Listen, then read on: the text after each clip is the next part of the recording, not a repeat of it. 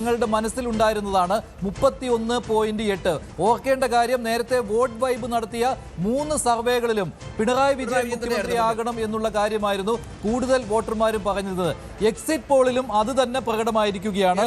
ഒന്നാമത് ഏറ്റവും കൂടുതൽ ജനങ്ങൾ തെരഞ്ഞെടുത്ത വ്യക്തി എക്സിറ്റ് പോളിലൂടെ മുഖ്യമന്ത്രി പിണറായി വിജയനാണ്. 31.8% വോട്ടുകളാണ് പിണറായി വിജയന് ഈ എക്സിറ്റ് പോൾ ഫലത്തിന്റെ ഭാഗമായി സർവേയിൽ കണ്ട അതേ കാര്യം തന്നെയാണ് എക്സിറ്റ് പോളിലും പ്രകടമായിരിക്കുന്നത്. വി.ഡി. സതീശൻ 27.9%.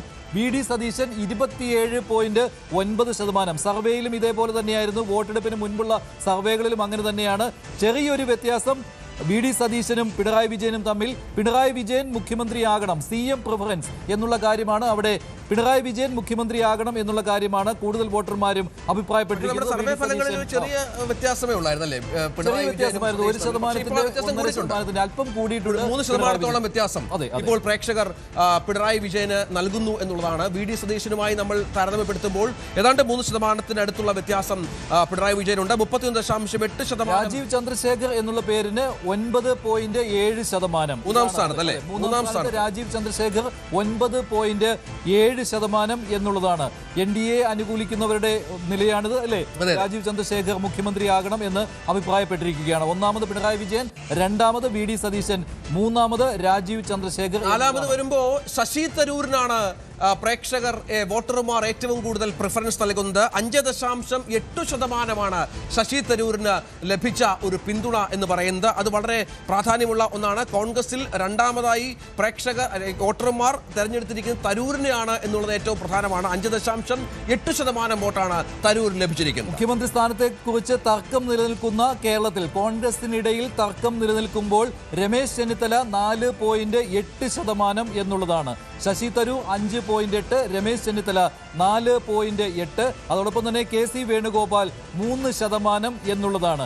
അപ്പോൾ കൂട്ടി നോക്കുമ്പോൾ എന്തായാലും ഒരു UDF മുഖ്യമന്ത്രി വരണം എന്നുള്ള കാര്യത്തിന് പ്രാമുഖ്യം കിട്ടിയിട്ടുണ്ട്. പക്ഷേ അവിടെ മറ്റൊരു കാര്യം ചിന്തിക്കേണ്ടത് ശൈലജ നമ്മൾ ഇടയ്ക്കൊന്ന് ഇതുമായി ബന്ധപ്പെട്ട് നമ്മൾ കൃത്യമായി തന്നെ 9.4%. ശൈലജയ്ക്ക് 9.4% പിന്തുണയാണ്.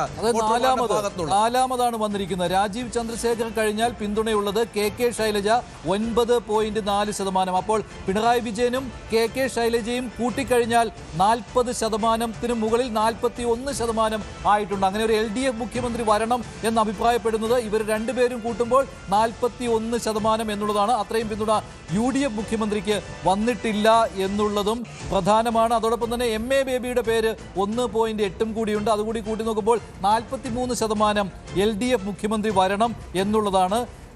അതേസമയം രമേശ് ചെന്നിത്തലയ്ക്ക് 4.8%, ശശി തരൂരിന് 5.8%, KC വേണുഗോപാലിന് 3%. അങ്ങനെ നോക്കുമ്പോൾ 40%-ലേക്ക് എത്തിയിട്ടില്ല ഒരു UDF മുഖ്യമന്ത്രിക്ക് അല്ലെ? മുഖ്യമന്ത്രി സ്ഥാനത്തേക്ക് ഏറ്റവും അധികം വോട്ടർമാർ പിന്തുണച്ചത് പിണറായി വിജയനെയാണ്, 31.8%. രണ്ടാം സ്ഥാനത്ത് വി.ഡി. സതീശൻ പ്രതിപക്ഷ നേതാവ് 27.9%-മായി രണ്ടാം സ്ഥാനത്തുണ്ട്. മൂന്നാം സ്ഥാനത്ത് രാജീവ് ചന്ദ്രശേഖർ BJPയുടെ സംസ്ഥാന അധ്യക്ഷൻ 9.7%. നാലാം സ്ഥാനത്ത് KK ശൈലജ മുൻ ആരോഗ്യമന്ത്രിയാണ്, CPM-ന്റെ നേതാവ് 9.4%-മായി നാലാം സ്ഥാനത്തുണ്ട്. അഞ്ചാമത് മാത്രമാണ് രമേശ് ചെന്നിത്തല എന്നുള്ളതാണ്. ക്ഷമിക്കണം, അഞ്ചാമത് ശശി തരൂരാണ്, 5.8%. ആറാം സ്ഥാനത്താണ് കോൺഗ്രസിൽ മുഖ്യമന്ത്രി തർക്കത്തിൽ ഏറ്റവും മുൻപിൽ നിൽക്കുന്ന രമേശ് ചെന്നിത്തലയുടെ സ്ഥാനം. ആറാമതാണ്. 4.8% ആളുകളാണ് വോട്ടർമാരാണ് രമേശ് ചെന്നിത്തലയെ പിന്തുണച്ചത്. ഇനി ഈ കാര്യം വോട്ട് ഷെയറിലും അതുപോലെ തന്നെ സീറ്റുകളുടെ എണ്ണത്തിലും എങ്ങനെ പ്രതിഫലിക്കും എന്നുള്ള കാര്യമാണ്. ഇത് മുഖ്യമന്ത്രി ആരാകണം എന്നുള്ള കാര്യത്തിൽ വോട്ടർമാർ അഭിപ്രായപ്പെട്ടതാണ്. അതിൽ പിണറായി വിജയന് ഒരു എഡ്ജ് കിട്ടിയിട്ടുണ്ട്. വി.ഡി. സതീശൻ രണ്ടാമത് എത്തിയിട്ടുണ്ട്. രാജീവ് ചന്ദ്രശേഖർ മൂന്നാമത്, KK ശൈലജ നാലാമത്. ഇങ്ങനെയൊരു അഭിപ്രായമാണ് വന്നിരിക്കുന്നത്. ഇതെങ്ങനെയാണ് വോട്ട് ഷെയറിലേക്കും LDF-നും UDF-നും NDA-ക്കും കിട്ടുന്ന വോട്ട് ശതമാനത്തിലേക്കും അതുപോലെ തന്നെ സീറ്റിലേക്കും കൺവേർട്ട് ചെയ്തിരിക്കുന്നു എന്നുള്ള കാര്യമാണ്. ഇതേ അഭിപ്രായം തന്നെയാണോ, അല്ലെങ്കിൽ ഇതേ രീതിയിലാണോ വോട്ട് ചെയ്തിരിക്കുന്നത് LDF-നും UDF-നും NDA-ക്കും എന്നുള്ള കാര്യം കൂടി വരുന്നു. അല്പസമയത്തിനുള്ളിൽ ആ വിവരവും പുറത്തുവിടുകയാണ്. വോട്ട് ഷെയർ ഓരോ മുന്നണിക്കും എങ്ങനെയായിരിക്കും, LDF-ന് എത്രയായിരിക്കും വോട്ട് ഷെയർ, UDF-ന് എത്രയായിരിക്കും വോട്ട് ഷെയർ, NDA-ക്ക് എത്രയായിരിക്കും വോട്ട് ഷെയർ, അതെങ്ങനെയായിരിക്കും സീറ്റിലേക്ക് കൺവേർട്ട് ചെയ്തിരിക്കുന്നത്? അതായത് മുഖ്യമന്ത്രിക്ക് പിണറായി വിജയൻ എന്ന മുഖ്യമന്ത്രിക്ക് ലഭിച്ച പിന്തുണ അതേപോലെ തന്നെ LDF-ന് കിട്ടിയിട്ടുണ്ടോ എന്നുള്ളത് നമ്മൾ കാത്തിരിക്കണം. അത് നമ്മുടെ സർവേ ഫലങ്ങളിൽ വ്യത്യസ്തമായിരുന്നു, അത് വളരെ കൃത്യമായിരുന്നു. പിണറായി വിജയൻ എന്ന മുഖ്യമന്ത്രിക്ക് ഏറ്റവും കൂടുതൽ വോട്ടുകൾ ലഭിക്കുന്നു. അദ്ദേഹം കേരളത്തിൽ നമ്പർ 1 ആയി മുഖ്യമന്ത്രി സ്ഥാനത്തേക്ക് വോട്ടർമാർ പ്രിഫർ ചെയ്യുന്ന ഒരാളായി മാറും. ഷെയർ പുറത്തുവിടുകയാണ്. ഓരോ മുന്നണിക്കും കിട്ടുന്ന സീറ്റ് ഷെയർ എന്ന് പറയുമ്പോൾ വോട്ട് ഷെയർ അല്ല, സീറ്റ് ഷെയർ എന്നുള്ളതാണ്. അതായത് എത്ര സീറ്റുകൾ LDF-ന്? 58 മുതൽ 68 സീറ്റ് വരെയാണ് വോട്ട് വൈബ് നടത്തിയ എക്സിറ്റ് പോളിൽ കേരളത്തിൽ LDF-ന് കിട്ടാൻ പോകുന്നത്. 58 മുതൽ 68 സീറ്റ് വരെ. UDF-നാകട്ടെ 70 മുതൽ 80 സീറ്റ് വരെ. അതായത് സർവേയിൽ പ്രതിഫലിച്ചതിനേക്കാൾ കൂടുതൽ സീറ്റുകളാണ് UDF-ന്. 70 മുതൽ 80 സീറ്റുകൾ വരെ.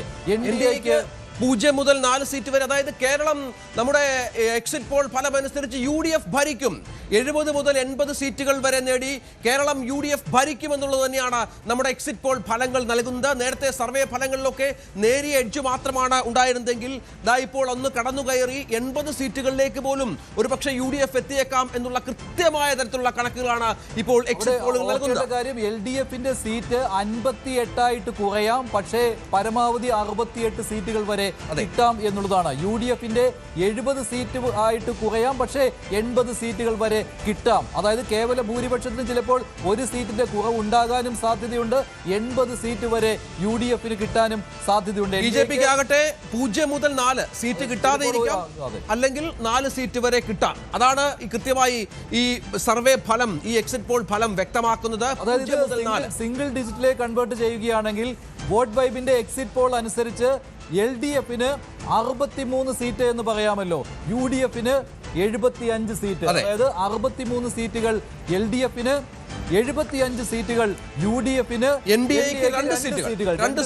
NDA-ക്ക് 2, LDF-ന് 63, UDF-ന് 75 എന്ന നിലയിൽ UDF കേരളം ഭരിക്കും എന്ന് വേണം ഈ എക്സിറ്റ് പോൾ ഫലങ്ങളുമായി ബന്ധപ്പെട്ട് നമുക്ക് ലഭിക്കുന്ന ഏറ്റവും പ്രധാനപ്പെട്ട സൂചന എന്നുള്ളതാണ്.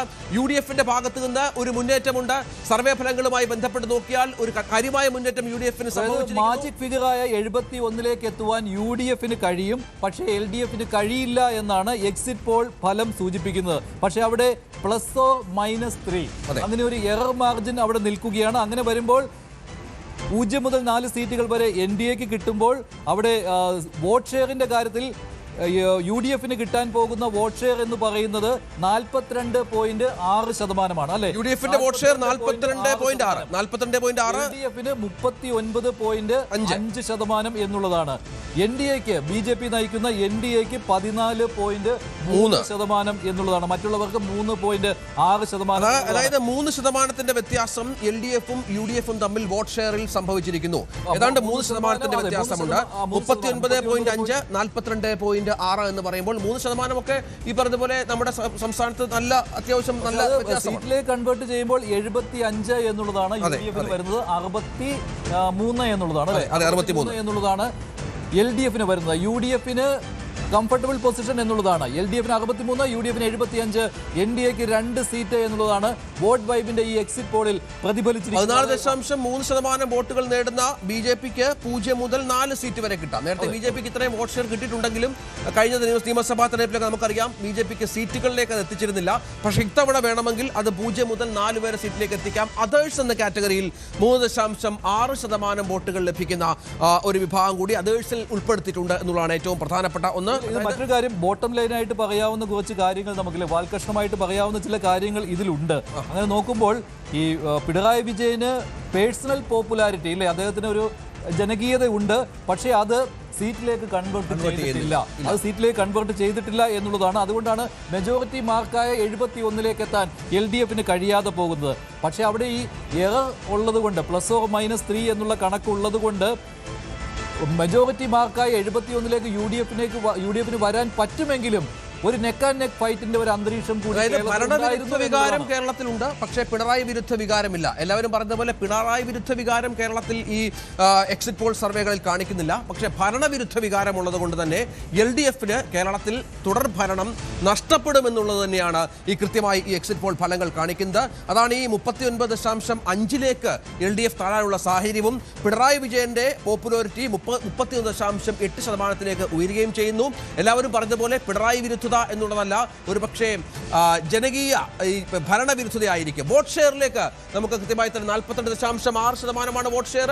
LDFനാകട്ടെ 39.5%, NDAക്ക് 14.3%, അതേഴ്സിന് 3.6% വോട്ടാണ് ഈ എക്സിറ്റ് പോൾ ഫലങ്ങളുടെ ഭാഗമായി ഈ ഫലം പുറത്തുവിടുന്നത് എന്നുള്ളതാണ്. ഭരണവിരുദ്ധ വികാരത്തിലൂടെ LDFന് കേരളത്തിൽ ഭരണം നഷ്ടപ്പെടാം, UDF ഭരണത്തിലേക്ക് തിരിച്ചു വരാം. അത് വളരെ കൃത്യമായി തന്നെ ഈ എക്സിറ്റ് പോൾ ഫലങ്ങൾ കാണിക്കുന്നു എന്നുള്ളത്. രഞ്ജിത്ത്, അതിനകത്ത് മറ്റൊരു കാര്യം കൂടി, ഞാനിത് തന്നെ പ്രധാനമായിട്ടും കാണുന്നത് മേഖല തിരിച്ചുള്ള ഫലങ്ങൾ കൂടി നമുക്ക് ഇതിനകത്ത് ശ്രദ്ധിക്കേണ്ടതായിട്ട് വരും. ഈ മേഖല തിരിച്ച് നോക്കുകയാണെങ്കിൽ വടക്കൻ കേരളത്തിൽ നേരത്തെ പറഞ്ഞതുപോലെ 48 സീറ്റുകളിൽ അല്ലെ ആർക്കാണ് മേധാവിത്വം എന്നുള്ളതാണ്.